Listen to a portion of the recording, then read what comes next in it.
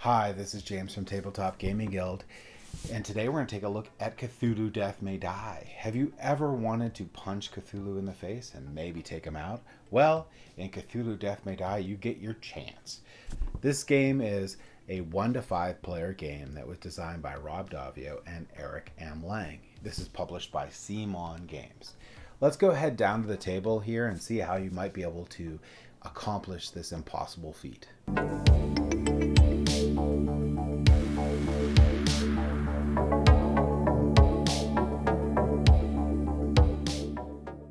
Alright, so this is Cthulhu Death May Die. This is a setup of Scenario 1, Episode 1, or Season 1, Episode 1, sorry. And what you're going to do is you're going to pick your season and you're going to pick your episode. Then you're going to set up the board. So this is Season 1, Episode 1. You're going to set up the board as it says on the back of the card. After you set up the board, as shown, then you're going to have your unique objective for the game, and this is going to be to disrupt the ritual. You have to destroy 4 of the 5 labs, dealing 4 or more total damage to each. When the Elder One advances, so when he goes along the track there, you place 1 fire token in a space that has any cultist and no fire. So basically you're going to be spreading the fire throughout the game. This game also gives you additional action. You can take up to 3 actions on each player's turn, but this action lets you extinguish fire. You make a roll and remove 1 fire token for each success, and I'll show you that in a second.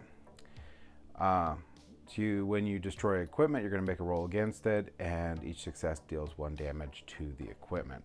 So this is what you're going to try to do. You'll also get your monsters from that scenario. In this case, it's going to be the fire, what are they called? Fire vampires, and these back 3 or whatever they're called, guys out. Then you're going to pick your Elder One. In this case, we're going to pick Cthulhu. You get the Elder One card out, and the Elder One has his own minions in this one. So this one has cultists, and this one has Star Spawn. So we got both of those out, and as you can see, for both of these, they have their own little special abilities on here, and these are the dice that they roll, and this is the things they do. So when they attack, that's what happens. All right, so how does this work? Well, to start out the game, you're going to select one of these players and one of these characters, and there's a lot. And if you get any of the additional stuff, there's even more. So you select your player, you're going to put them out, and then you're going to put one of these little tokens here on each of the starting spaces here. These are going to be your starting abilities. And you're going to put one of them on here for your insanity track. Now, on your turn, you get to do 3 actions. You can run, so this can be move up to 3 spaces. You can attack 1 enemy, so you're going to be able to roll your die and try to deal damage to the enemy. You can rest in a safe space, healing 3 stress. So here's your stress track, and this is your health track. You can trade, and you can do the episode action, which in this case is going to be extinguish fire. After that, you're going to draw a Mythos card, which is a combination of cards from the monster that you picked and from the scenario. And then you're going to investigate or fight. So if you're in a safe space where there's no monsters, you get to pull one of these cards here, and good things will happen. I can show that in a second. And then if you're in a space with monsters, you have to fight them. So they actually fight you. And then you resolve your end of turn. So what are you trying to do throughout the game? What you're trying to do is you are trying to meet the objective, which is going to be disrupt the ritual. So you're going to bring Cthulhu down on the board, and then you're going to have to defeat him. And he is not easy to defeat. Now, I know this is the wrong person on here, but we're just going to put it on here anyway. You put your base on there. So what does that mean? Every round, Cthulhu is going to move forward here, here, and here. And what's going to end up happening is the game's going to end immediately if he gets down here, or this ritual marker gets down here. So when he goes down onto the board, this marker stays, and it just keeps on going every end of round. So you can see there's a limited number of rounds that you can play throughout the game. The ways the investigators can die is, of course, the game ends, or if one of the investigators dies before Cthulhu is summoned. After Cthulhu is summoned, you're pretty much in the end game, and it doesn't matter if an investigator dies. So that's the ways the investigators can lose, by not completing their objectives and killing Cthulhu. And immediately ends, of course, when Cthulhu gets the end, or if investigator dies before Cthulhu comes out, or all investigators die when Cthulhu is out. The game itself is actually pretty straightforward and mechanical in nature. So one thing that I did forget to mention at the beginning of the game, which is very important, each person's going to randomly get one of these. And these things are going to occur when the marker gets to, when this insanity marker gets to these different parts. These are going to fire, and then they're going to get a new, to upgrade an ability. So now this ability roll for it is going to be even better. So it's a little push and pull of how much insanity you want to take over not taking insanity, because if you get to the insanity track at the end here, your character dies. If your health ever drops all the way down, your character dies. And some effects in the game can cause problems with not having any stress, but in general, you're okay with running out of stress. Also, when you hit some of these little markers right here, you get additional green dice. So that means instead of just the normal 3 that I get to roll an additional green. Now let's go over the dice real quick. So the dice have a couple different sides on it. You're really looking to get these exclamations here. This is going to be successes. This side doesn't actually do anything unless you have an ability on your character that lets you resolve these, or the monster does. So these are generally meaningless. And this one here means that you have a success, but you also get an insanity. And this is just straight up insanity. So the green ones, just to throw out here, have no insanity on them. So you're not going to go, it's not going to get worse by getting more dice. When you roll, so let's say I rolled these 3 dice, or these 3 black dice. I got 2 successes and a symbol. And the cultist symbol doesn't really do anything for me because I don't have anything to do with that. I can spend a stress to re-roll a die. I can do that as many times as I want until I run out of stress.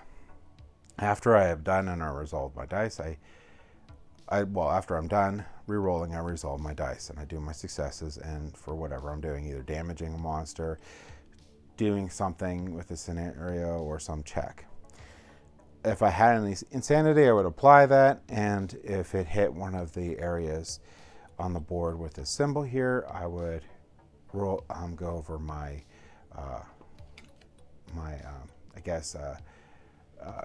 bad narcosis or whatever. I don't know what you would call it, but whatever this, I would go over that real quick, and then I would upgrade one of my things. And not all the time is this really bad, but being a pyromaniac in a episode with a lot of fire is probably not the greatest thing in the world. Couple cool things to point out is when it's my turn. So let's say I move into here, and then I move into the next space. In this game, all the monsters will follow you. So they are directly only intent on you. So when I move into this space, I now have pulled in 2 more cultists with me. There's a lot of advantages to that. You could pull some away from heavily injured investigators or other things.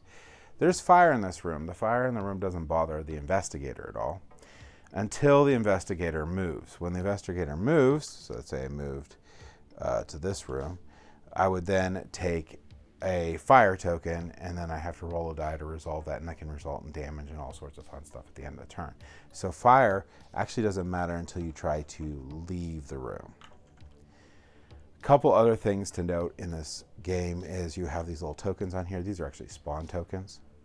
So after you move and you do things or whatever, then you're going to flip over mythos cards, and monsters can spawn into those areas. If you don't have any figure tokens left of that monster, you actually don't spawn that monster anymore, which is nice. So let's say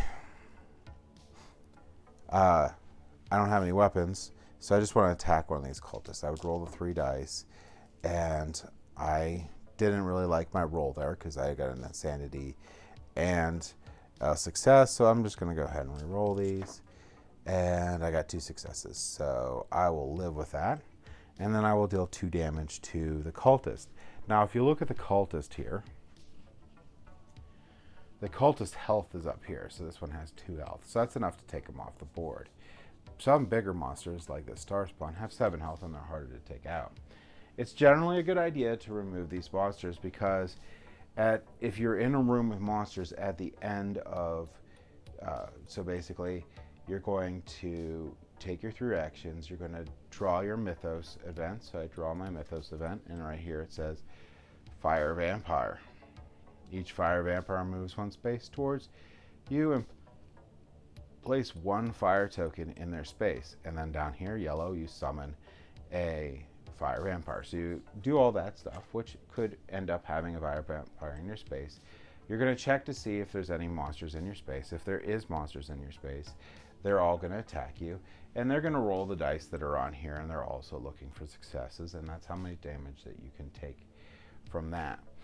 If there was no monsters in here, so let's say they're over here, at this point you could flip one of these cards. You would actually read it, and you get to pick what you want to do. Now, a lot of these cards have 2-sided on them, and you're going to pick which one you want based on whether you can fit the requirements or you want it, and whichever side you picked, you're going to fold it into that side of your board, and now that's something that you have for the rest of the game. So getting into the different spaces to investigate is really good because it can get you some really cool stuff. Then at the resolution of your turn, this guy's going to move up. Once this guy's out on the board, you're going to start flipping over stages of Cthulhu. And as you defeat him, more stages are going to come out.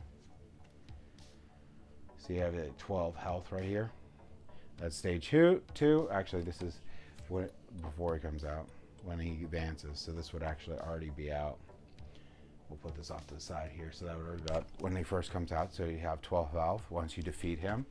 Then this next one will come out, and these actually compound, but the health stays the same. So he has another 12 health, but he has all this stuff and he has all these abilities.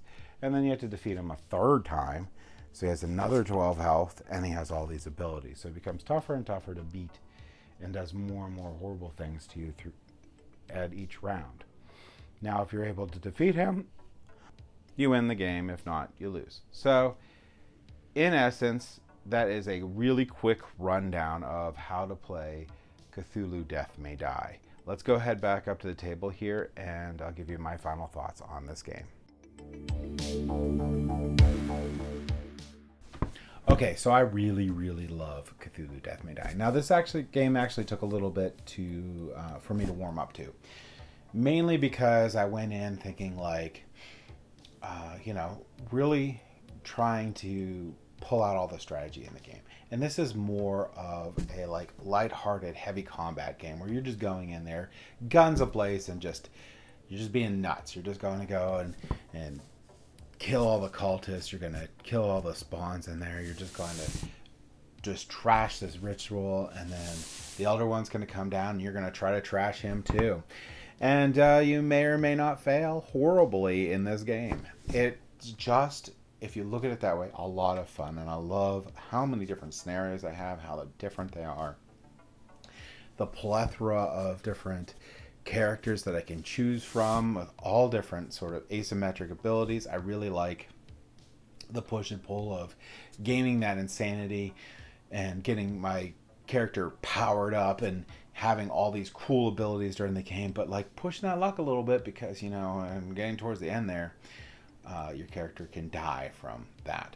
I didn't mention in the rules overview, though, and again, that doesn't really tell you all the rules. I just went over just briefly the idea of the game. When you go across that insanity track, when you hit one of those symbols there that trigger off your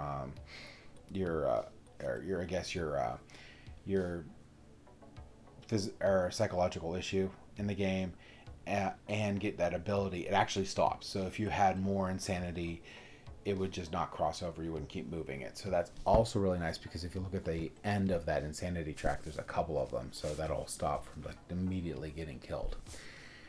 I also like the stress that you have in the game of trying to disrupt this ritual and having to deal with getting your health dropped down while you go, and your insanity coming up, and all these things spawning, because you do want to clean the board up a little bit, because you don't want them all ganging up on you at the end of every phase. I also like the stress of flipping those mythos cards over and like, what's going to happen? I'm already in trouble. The whole building's on fire. There's a billion monsters. What the heck?